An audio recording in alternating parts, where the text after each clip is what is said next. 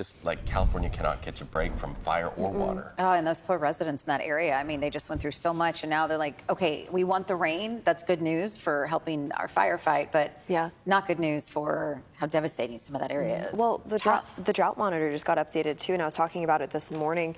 You know, we had 2 really amazing seasons of atmospheric rivers back to back, and that caused its own devastation, but it really helped that drought monitor significantly in Southern California, Northern California too. I mean, the whole state of California is pretty much out of drought conditions across the board. Now we're starting to see it inch back, and it starts down in Los Angeles and San Diego County. We're already in extreme drought conditions throughout both those areas just as of yesterday. And hopefully this rain this weekend will help that somewhat, but the reality is we're not going to see these heavy winters like we're used to with rain forever.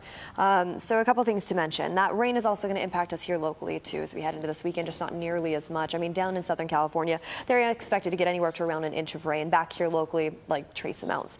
Now we're also going to see some showers up into the Tahoe area, and I'll show you that in just a second because that's kind of exciting. I mean, we'll have some snow for our friends all the way up near Palisades and all the way over to North Star and down in South Lake Tahoe as well. But for now, this is what we're expecting today, pretty much tomorrow too, as we head into this weekend. A cold front sweeping through, and that's dropping our temperatures from the upper 60s that we had yesterday in San Francisco to the low 60s. And all the way over into the Santa Clara Valley, it was just yesterday we were talking about 70s.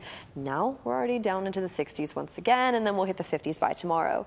And interestingly enough, we're expecting drier than normal conditions for the next 6 to 10 days widespread throughout most of the state of California. It's not to say that we won't see any rain, though. It's just not nearly as much as what we're used to during this time of year. So advancing the clock all the way into our Saturday forecast, I want to show you what it's going to look like for us.